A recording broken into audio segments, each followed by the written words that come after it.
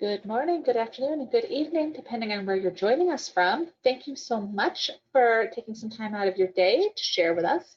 My name is Kim Everhart. I'm a member of the marketing team here at Percona, and I am excited to welcome you to our MySQL 8 Observability webinar. It's going to be presented today by Peter Zaitsev, who is the CEO here at Percona. So before I turn it over to Peter, I'm going to do a couple housekeeping items with everyone. So first and foremost, let's check my sound. There's a little hand icon. You guys can hear me talking. Can you raise that hand icon? Let's see. All right, I see some hands going up. Great, awesome.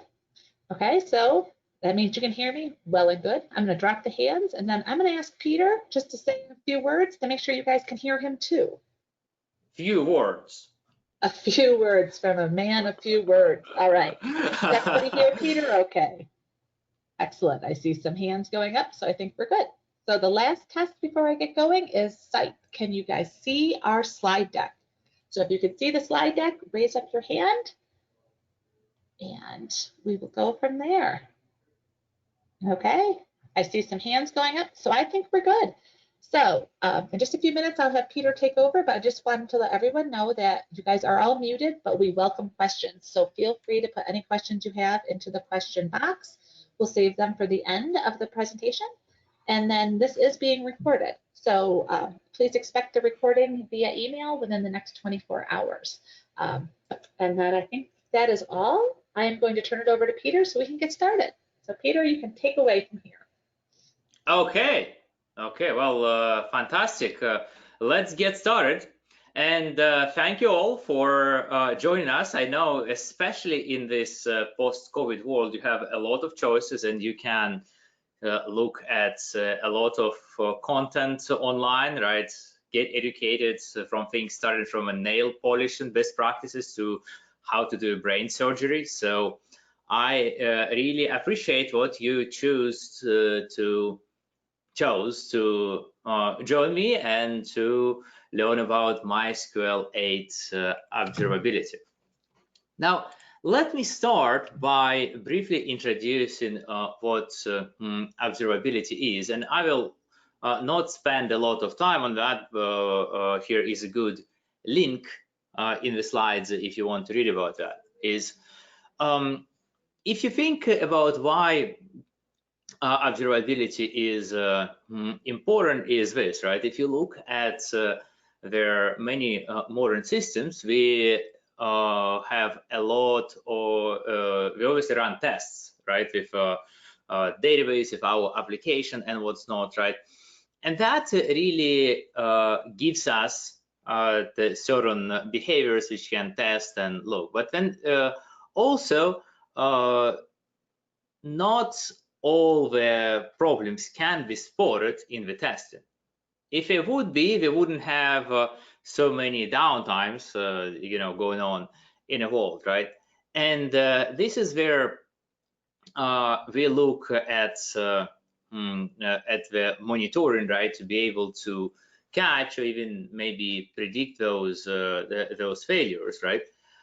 And if you look at the observability, these are their features of a system, of computer system, which allow us to really do those things. If you really look at what observability is in terms of the data it provides, right? One of the concepts, right, which I think is very common in the industry, is it's concentrated about the metrics, right, about the tracing, right, where we can really look about how the given request goes through their system, and login, which corresponds to discrete events, right, like conventional login you know about, right? Now, why observability is very important? Well, as I mentioned, is that there are many non-easily repeatable issues in a complex system, right? In Percona, I would say a very large amount of time and effort is spent of really working with problems which customers experience, which we cannot repeat, right? Like, frankly, if a problem is repeated, if customers can give you like repeatable example, like Percona server crashes if you do those 3 commands, then that typically means 95% of the problem solution is already there, because typically it's relatively easy to find and solve a problem from that. But in complex systems, distributed systems, many component systems, it is often very hard to do that. And also resolving and preventing virus issues from happening, it really requires an understanding of what is going on, how, and so on and so forth. If you look at in terms of a data capture, I like to think about that from 2 standpoints, right? There is an ongoing data capture, right, which is typically something which is a very low overhead, right? That something is enabled all the time, and if bad things happen, then you can always go and look at that data which is already available. In many cases, then when you start to experience a problem, we may want to have an additional data, then we can enable some sort of debugging, if you will, right? I will call it debugging in this case, where you temporarily catch a lot more data with typically focused on particular behavior, which captures a lot more data, right, to help to diagnose and troubleshoot particular problem. And I think what is also important here is if you're speaking about the observability which you use for troubleshooting problems which are with MySQL, you can't just look at MySQL alone, because in very many cases the problems which exhibit themselves as MySQL becoming slow, crashing, unresponsive, and so on and so forth, may have a root causes in operating system, hardware, cloud, network, hypervisor, and so on and so forth, right?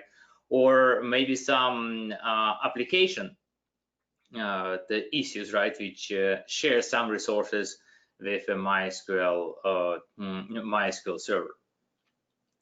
Okay, in our case, this is as much I'm going to go into the observability itself. I wanted to give you like a very brief primer, but majority of the focus of this presentation will be focused on the MySQL 8, and specifically what kind of cool things it provides in terms of observability, which you can use in your process, whether that is manual or through some tools.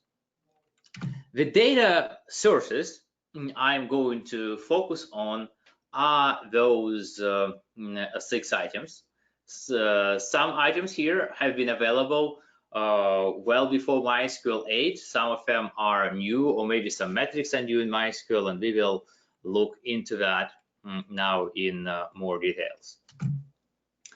The show global status, right, or show status, that is, I would say, their original observability tool in MySQL.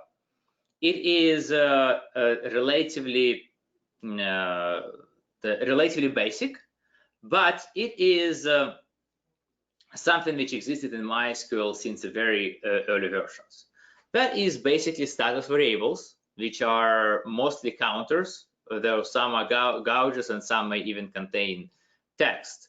Those variables mostly have session and global scope. What that means is what from a current session, you often can query them to see how this given session affected those counters. And then you can also run a global status to understand how server as a whole was implemented. The whole list of status variable is documented by the link you can see on this slide, but I will show you some basic examples here.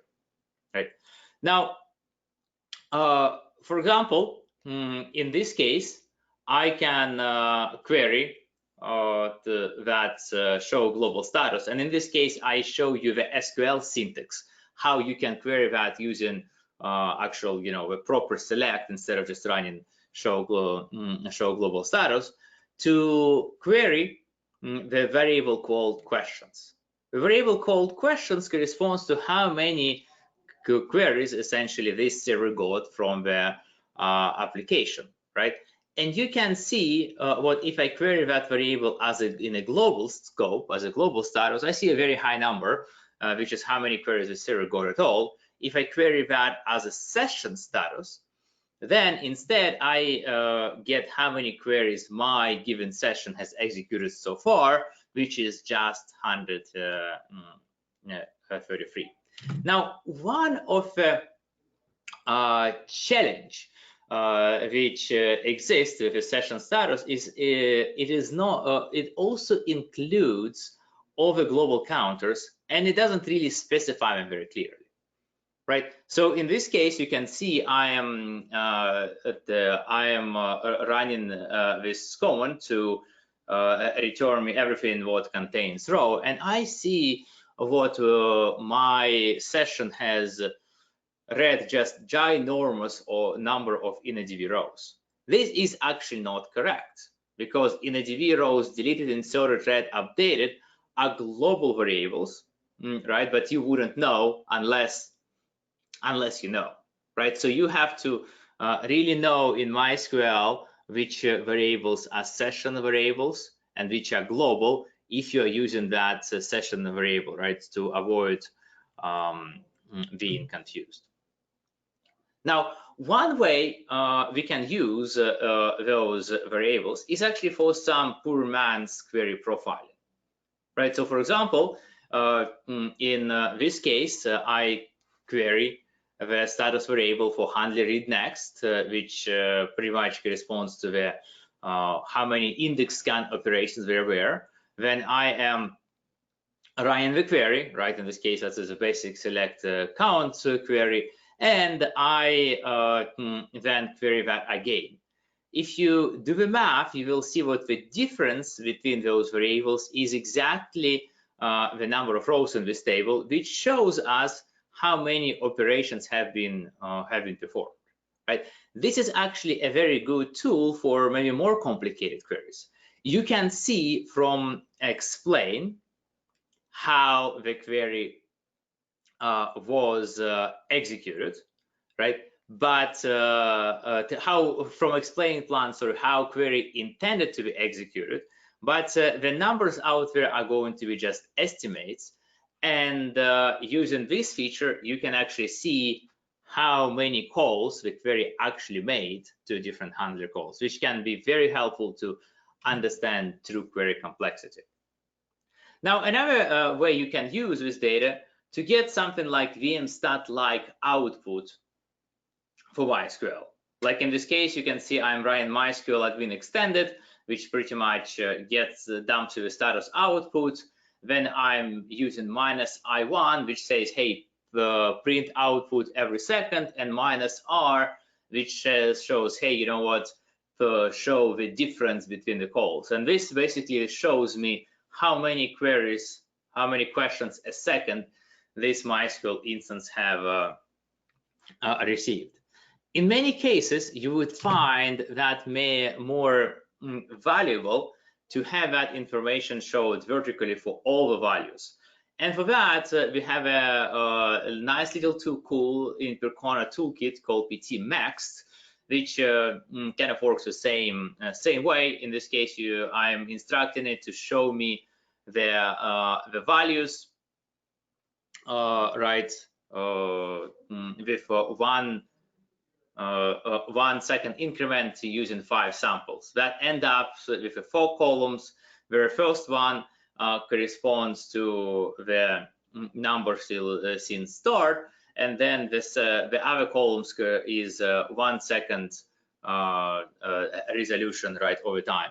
That actually can be very helpful in many cases, right, if you want to compare data between different data points, right? I mean, again, very simple tool, but very cool. Okay, now let's look at information schema. Information schema contains a fair amount of tables, right? In the MySQL 8, it's more than 60 tables. Some of those are going to be schema related, like information about your tables, your indexes, store procedures, triggers, and so on and so forth, right? All that information can be queried from information schema, but there are also some performance related data out there as well. Like, for example, schema info, you can get the data here about their about tables, right? And you can see this talks about character set tables, which is system view, and has a whole bunch of information about it, right? Not particularly relevant here. It also has some good information about performance, specifically energy metrics. Energy metrics is a table which is kind of similar to show status tables, but it just has a lot more metadata in it. Like in this case, we can see what metadata table handlers open. It corresponds to given subsystem.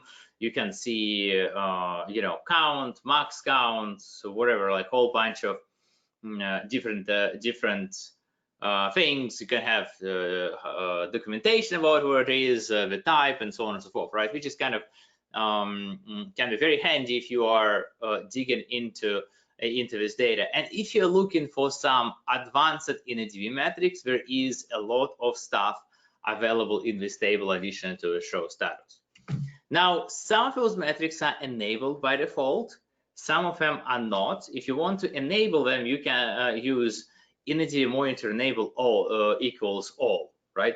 And while this technically enables more metrics and includes the overhead, in my experience, the impact of a setting is very minimal, right? So it's not like performance schema where you really need to care about what instrumentation you enable, or you can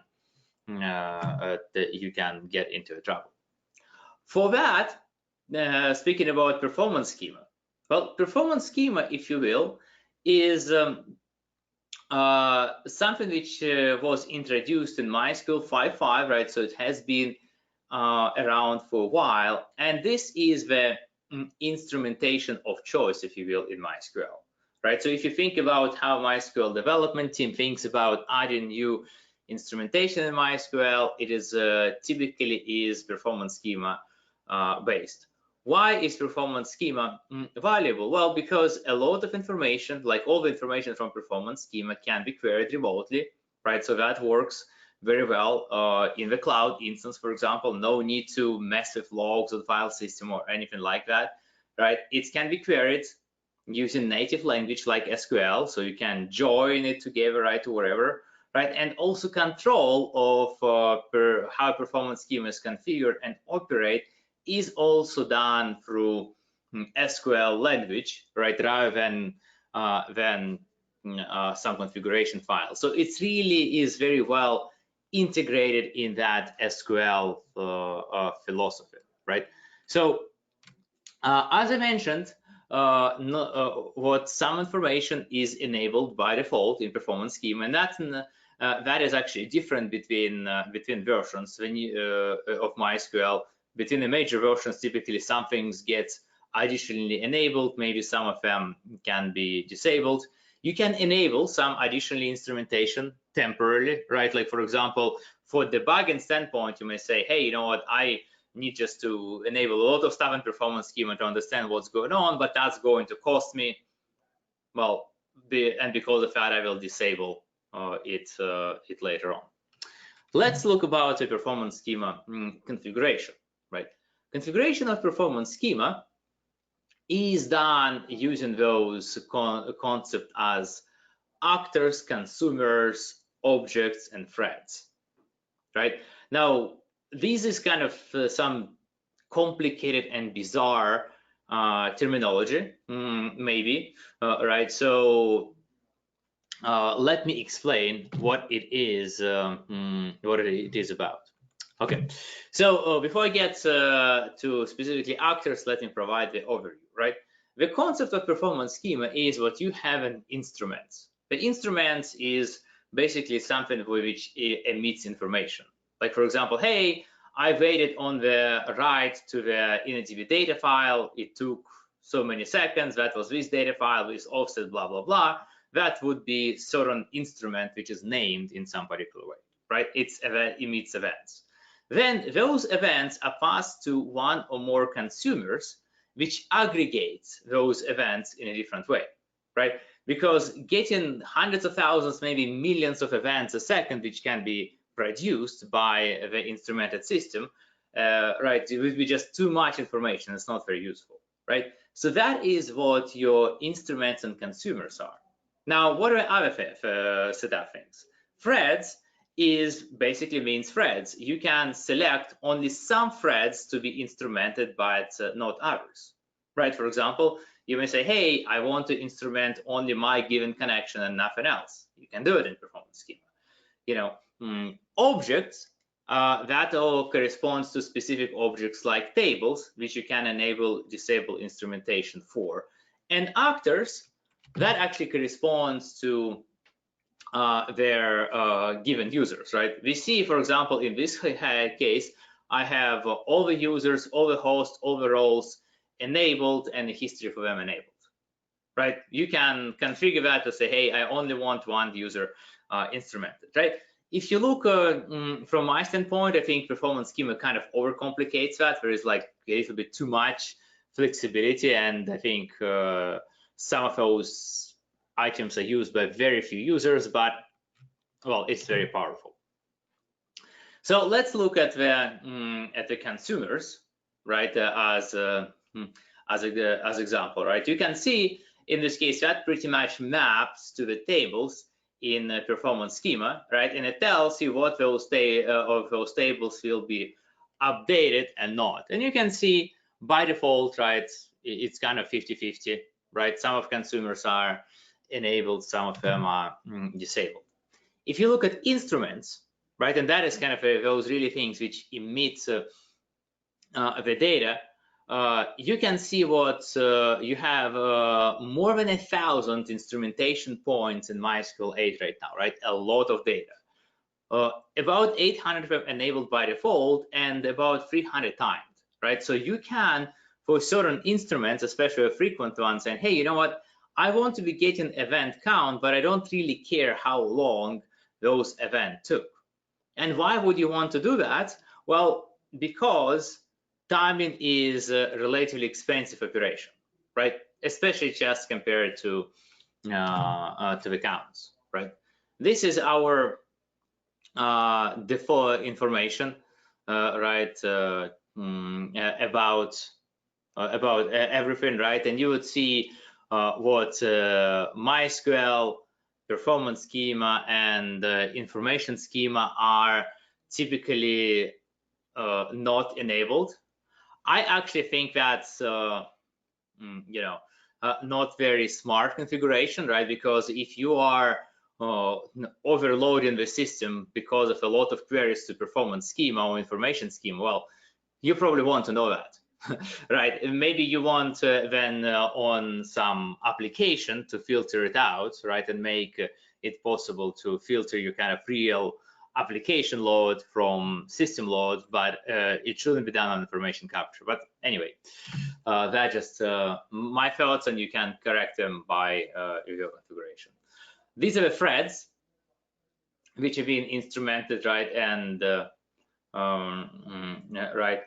And you can see what you know, pretty much all the threads are instrumented out there by default. You can see actually majority of those threads are system threads, right? Only one of them, like it's called SQL one connection, has a property of user. That indicates, well, that is actually a thread which you would care about if you want to instrument the user connections. And here is example of Performance Schema data, right? You can see what that shows us some, you know, some information. In this case, that's right, about events, source information, right? It uses event started, event ended, right? How long it took, and so on and so forth, right? You may notice in this case and see like, what the hell is that in terms of start time and end time? This is some sort of ginormous numbers, and indeed those are. This is the numbers which performance schema uses is picoseconds, which is what is 1,000th of 1 billionth of a second, right? 1 billionth of a nanosecond. So that is very very small resolution unit, but that really allows us to get the high resolution without needing to use floating point. So anyway, if you query some of the performance schema data directly, you will see, well, you know what, it's kind of not super useful. And indeed, it is much more designed to be able to compute, to be used by machines, right, by tools. So you will find, for example, MySQL and Enterprise Monitor is using that, Percona Monitor and Management uses that, right, and many other tools on the market, you know, like SolarWinds, Mongo, and so on and so forth, right? Now, if you're looking for something where you want to just get some performance schema exposure in a command line, you can also do that by using sys schema, right? So what is the sys schema? Is something which is available, right, as a sys schema, right, which contains user stored procedures to really access performance schema data, and it provides in many cases sort of more meaningful data aggregating information from a number of row tables at the same time. And it really has this very interesting design property, I think, where it has both views for humans, right, which which present information in a really easy to understand format, as well as the same data, right? You can see it matches the previous list very well, but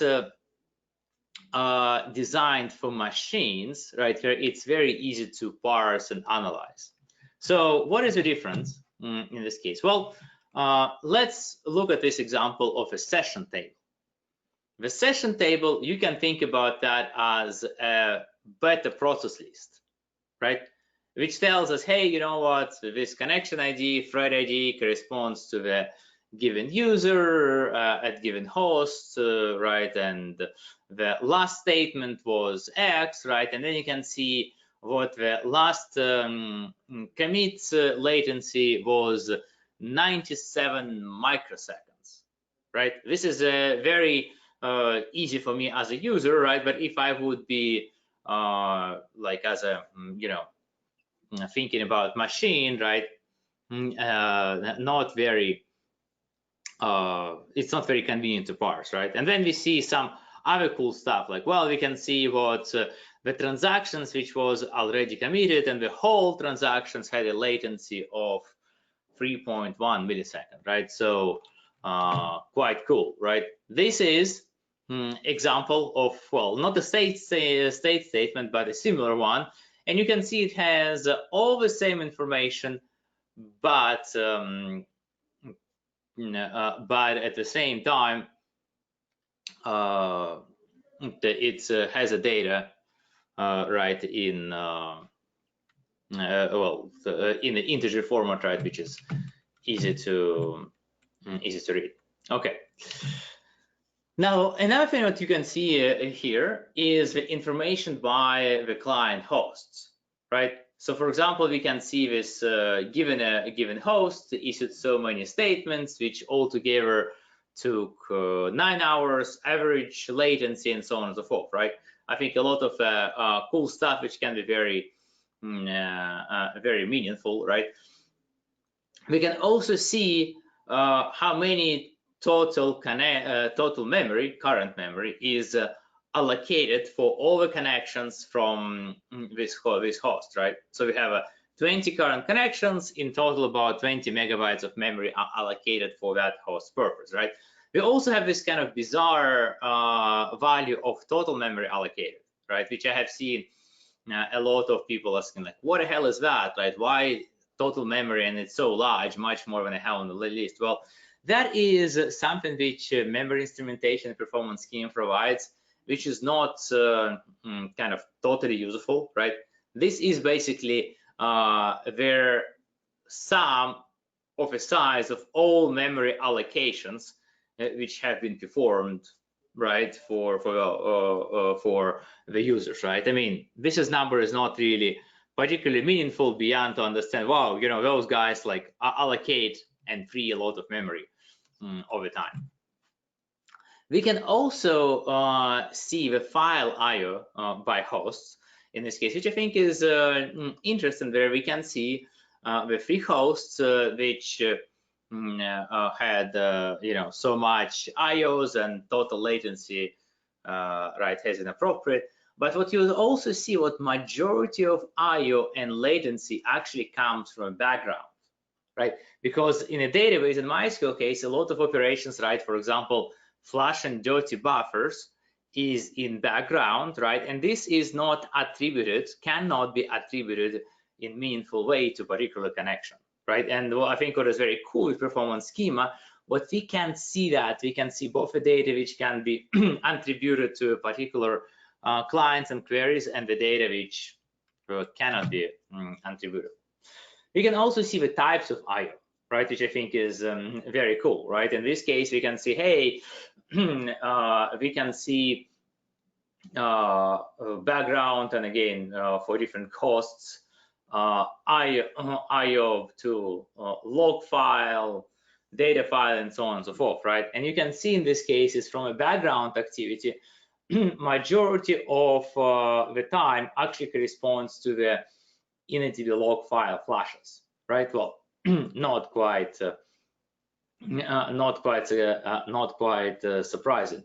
Now, this one is of course like a little bit tricky, right? Because you would think what their when you commit to transactions, what user thread will wait on that initDB log file to be flashed, right? Because it needs to wait for that to commit. But because of a design in initDB, then the background thread actually waits on some event for the log to be flashed.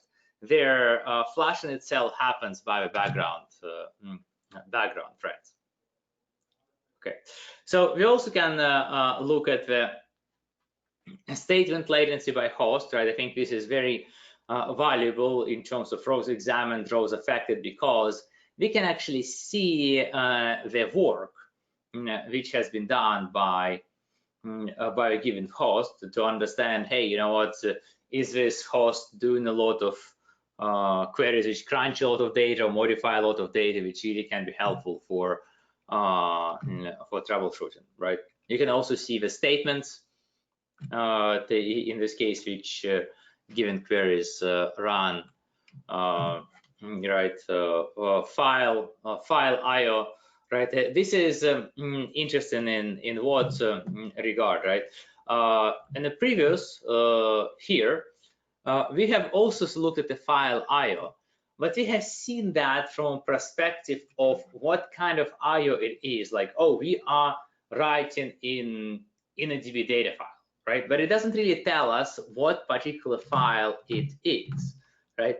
We can also have now the information about particular files, right? Where in this case, we now can understand what tables in what schemas are actually getting reads and writes, right? Which is often very meaningful because, well, after you found out what it is, you know, reads or writes from the tables, which takes a lot of IO resources, you probably want to understand what tables those are, right? So, as I mentioned, we can aggregate the data both by the file as well as by IO operation. And here is the cool thing I mentioned about their about the memory allocation, where it is very helpful to understand what exactly uses currently memory, especially if your MySQL server takes a lot of time and you just do not really know, right? Like, for example, in this case, we can say, hey, you know what, actually I have my MySQL table cache takes about 60 megabytes of memory, right? Not a lot, but that can be meaningful. Or another interesting example, you can see what's their performance schema, has a lot of memory allocated, right? Now, another thing which is available there is actually this enhanced metrics table, right, which kind of looks at both energy metrics and and metrics, right, and it provides some additional information, like what is the type and wherever that was enabled. Additionally, beyond this during the session, as I mentioned, you can also look at that as a process list, and that is a very helpful process list because it's unlike sessions, which only looks at the user session, which in this one includes the background threads as well. Like in this case, we can see what the thread number 30 is. FTZ optimized thread, right? Some thread for full text search, which obviously has no connection, right, and other relevant attributes. But you can actually see through process list not only what user connections are doing, but also what the background ground threads are. Another thing which is pretty cool, right, is after increment columns, right? I just today read the article about the GitHub downtime. One of the causes for downtime was they ran out of the max values for one of the tables, right? And of course, you can insert data in the table after you're running out of values, and it is a problem, right? Well, in this case, we can see the value of the after increment versus max value, and you can look at that specifically of after increment rate, which tells me I am using only fraction of 1% of a load space. But if that value would be growing high, like 50, 70%, right, then that is something I would really need to look at to make sure I don't have to deal with unplanned downtime. Redundant indexes. Well, that is something which has been long available with tools from Percona Toolkit, but it is cool that right now you can actually see that in Schema as well. What redundant index is, it pretty much means that there are some index which are possibly redundant. We can see in this case that we have one index which is called dominant index in this case, which has two columns, K, C, right? And then there is a redundant index, which is only index on the first prefix column, K, right? And in most cases, such indexes are redundant. Not always. There are some good reasons to use redundant index sometimes, but in most cases, you can drop them, and you can see the alter table here provided how you can do that. Another very cool thing in performance schema is what now we have information about the tables, where we can actually see on table per table basics what tables are being queried, how many rows are being fetched from those tables, right, and so on and so forth, right? Being able to understand whatever hot tables can be extremely valuable. Now, we spoke about the redundant index, right? This is one of the cases when indexes are not helpful, right? And we want to remove them. The other is when indexes exist, but they're not really ever used, right? Which, well, we can also pull now. You have to be careful in this case because some unused indexes were still maybe pretty important, right? Like, for example, in this case, unused indexes are actually indexes needed to maintain foreign keys, right? So you don't want to drop them, right? And well, and you probably can't unless you want to drop the foreign keys as well. But at least you can see them those ways. Then I wanted to highlight this feature about the using SSL, right? We are big on security at Percona, right? So it is right. And in MySQL, it's without performance schema, it may be hard to see, hey, am I using proper security for all my connection? And you can do with this tool, right? In this case, you can see what I am using SSL for some of my connections, but not all of them.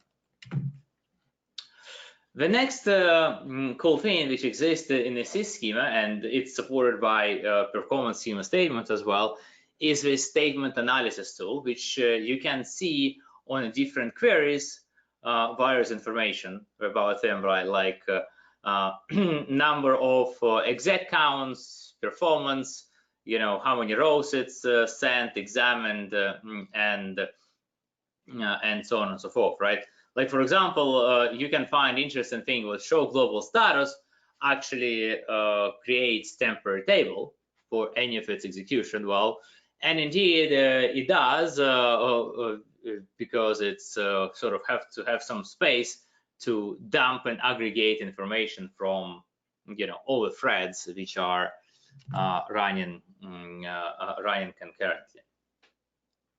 Another view which it has is with statements of errors or warnings, right? That is actually view sourcing of the same data, but focused on errors and warnings, right? And in this case, you can see the information what I have a certain percent of errors and certain warnings for this particular statement, right? Probably getting deadlocks sometimes as that's for update statements. Now we looked at a lot of information on the queries, right, and on the host.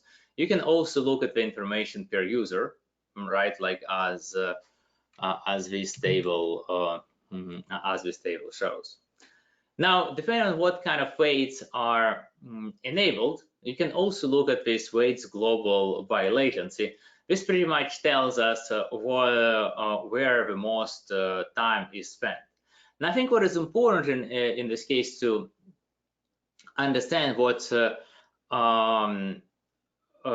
events can be sort of cascaded. Like for example, we can see what IO in a DB data file was taken 1.3 hours. At the same time, this kind of SQL handler was 5.4 hours, right? In reality, SQL handler corresponds to all the handler access calls, right? And then some of them, those require reading or in a DB data file, right? So that time of SQL handler is actually inclusive of a lot of that in a DB data file, right? So when you look at those things in a top, you need to kind of to understand what they sort of do not all add up to 100%. There is overlap between them. Now, one very cool thing which was just added in MySQL 8 is this not just the averages, but also histogram information about the statement latency. So there is this table. I think it's not exposed in the sys schema yet, at least at the last time I looked, but that really allows you for each statement to really have a very fine-grained information about the latency distributions for a given statement kind, not just overall. Okay, logs. If you look at the logs, we have error log, general query log, and what we use the most is slow query log. With slow query log, we don't like using that as a slow query log, right? Because that really gives you not very helpful slice of the data. We like focusing on this version, right? With sampling, which is available in Percona server, where we can get all the slow queries, but also, for example, 1% of all queries, so we can sort of reconstruct how the current workload looks like. Here is how slow query log looks in Percona server. You can see in MySQL 8 there is a feature added called extended slow query log, which you can enable, which adds a lot of similar information, right? Like you can look at byte sent, byte received, how many different handler calls were used, and so on and so forth, which is actually pretty cool additional information, which gives us a lot more value. If you look at explain, that is a very, very important observability concept for the database, right? Which helps us to understand the query execution plan, and it's absolutely essential skills for both developers and DBAs alike, in my opinion. It's now supports multiple output formats, and you can also get the plan for actually running query. In some of the latest MySQL 8, you can actually even use explain analyze to get some of the query profile and integrate with execution plan. Which is how a classical explain looks like. Very basic, has been in MySQL since 3.23 or something. There is an explain plan, which is fantastic, and it provides a lot of additional data. Our support engineers would prefer JSON explain to anything else for complex queries, but it's kind of also can be hard on your eyes. And in fact, for 8.0, we can also see where tree format was added, which is kind of still text, but I think it's much more explanatory in terms of, hey, how this query is actually going to be executed. Another feature which relates to their optimizer is the optimizer trace.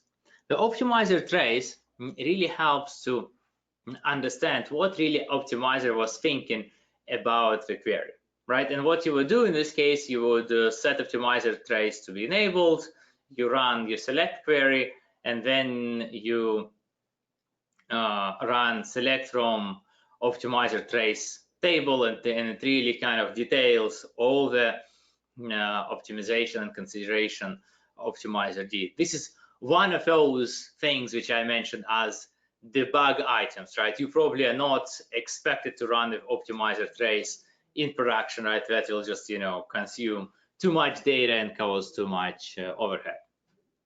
Now, this is all the raw data which exists out there. At Percona, we have been working now for a few years of sort of packaging, aggregating that data in the GUI tool called Percona Monitoring Management, which is on version 2 right now, right? It does not yet have access to all the data I showed you, but it's really, I think it can be more useful in many cases, right, being a GUI application. Like, for example, you can really very easily see what are the top queries causing the loads in your environment, right? And not just on one server, but if you have 10 servers, so you can have aggregated data, and then you can drill down a particular server. You can also look at why the queries are causing this load. Like, for example, looking at this particular query, I can see, hey, this query is,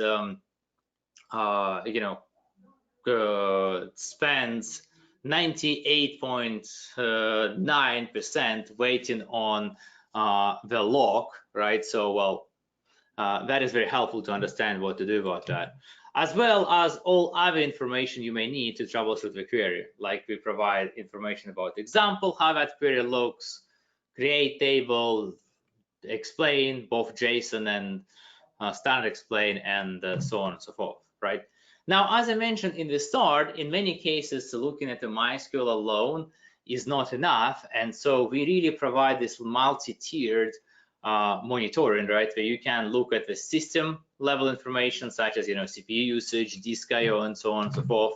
Then you can really look at the MySQL instance summary, right? And then go to the various level of details, like if you really want to go deep and, for example, get the data about performance schema and look at how this particular event has been performing, you can do that, right? Or get some very advanced information about the InnoDB behavior of transactions inside of InnoDB. So anyway, cool stuff. I would suggest you to install it and check it out. If you can't or don't want to start with that, check out pmmdemo.percona.com. That is our demo website, which has some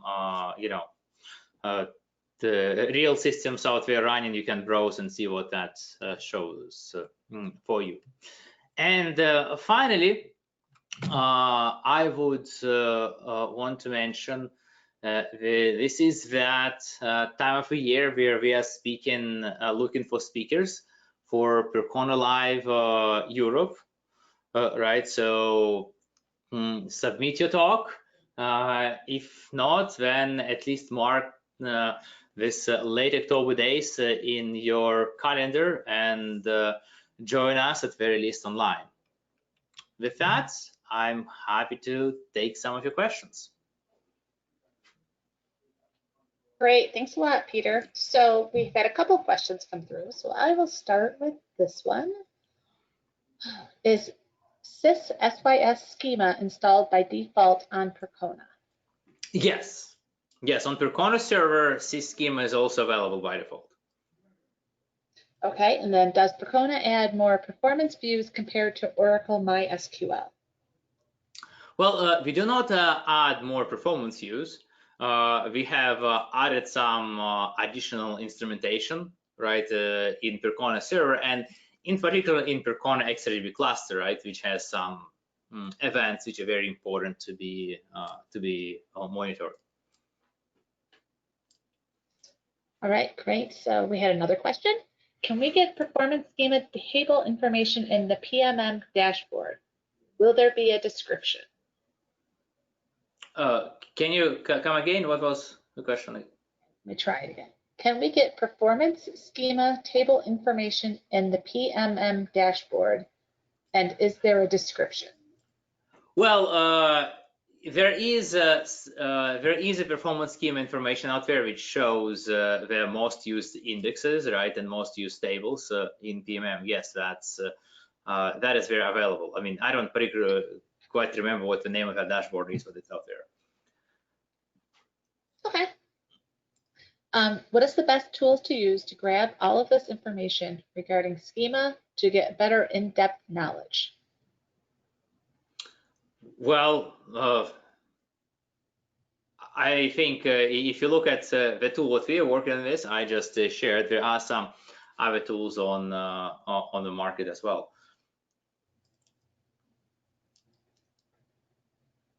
Okay. In MySQL 5.6, if there are many tables, then its information schema is very heavy. Yes. And Enterprise Monitor itself, while querying info schema, causes load. Is this issue resolved in MySQL 8.0? That's right. Yes, one of the big changes in MySQL 8 is what has much faster information schema, right? Because in MySQL 8 now you have sort of like a real data dictionary, so that information is actually stored in certain tables, MySQL in a DB instead of trying to be sort of in real time captured from thousands, maybe millions of FRM files. So I would check that out. Now, I would say even in MySQL 8, information schema is not always free, right? Like if you have a million of tables and you're going just to run some heavy queries on the information schema, right, it will take a toll.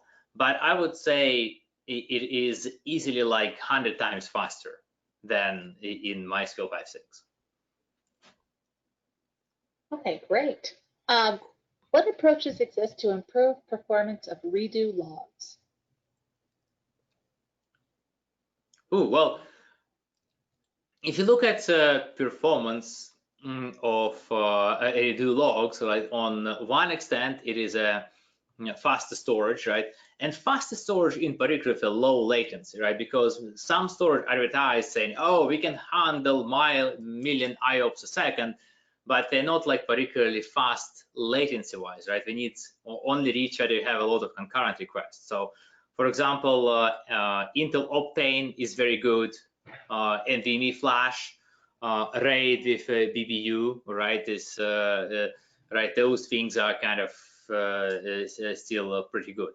The other thing which I think is important is utilizing the group commit appropriately, right? You can, if you need to commit transactions, try to create your load so it doesn't serialize them one after another, but has multiple transactions trying to commit in parallel, and then a redo log will be able to work more efficiently. Okay. If you have performance schema enabled, again, will we need a monitoring tool? Well, again, I have showed the tool. I would mention also MySQL Workbench, right? It has, I think, a nice exposure of some of the performance schema data, like from Schema. And if you just want manually or in a command line, Schema, I think, is a very nice human readable access. Okay. Do you have any suggestions for improving I/O on cloud platforms? Well, I think it's a very general workload, right? There are many cloud platforms out there. I would say first is best I/O is no I/O, right? And that is achieved by having more data in memory. The second thing is if you can use their local SSD storage, it's much faster. Of course, in this case, you'll have to provide redundancy through replication, right, or solutions, right, like Percona XLV cluster, right, clustering, or group replication, right. But if you use those technologies, then that's much faster than using something like EBS, right. And of course, if you have to use that kind of shared storage, then you want to configure that for optimal performance, right. That means often for EBS using provision IOPS, which are expensive, right, or using large volumes with GP2, right, which actually have better performance, right? So the volume has a better performance the larger it is. So, but that's going to be very cloud specific at this point. Okay. Do we have any upcoming sessions on using PMM in depth? Well, actually, I was looking to have a more advanced session for Percona Live I mentioned this year. So that's probably will be out there. And you can also see some of my blogs. I recently wrote a good number of like pretty advanced blogs about PMM, and I have also a couple of them draft right now. So check that out.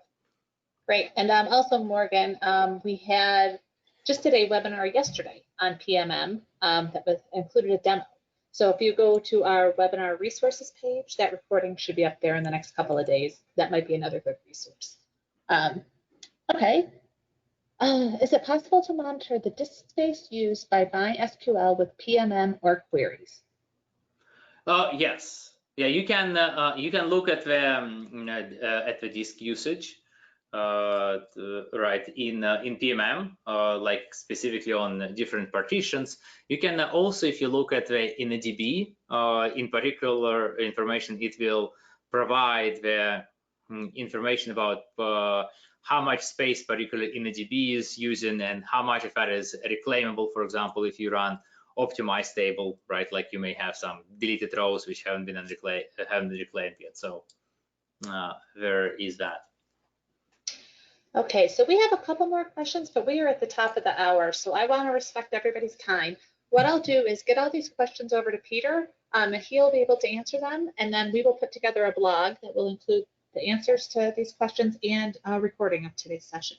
So thank you again all for joining us. Peter, thank you so much for your time today, and I hope everyone had an enjoyable session, and I look forward to seeing you next time. Okay, well, fantastic. Great question, folks. Okay, all right, bye-bye, take care. Thanks, bye.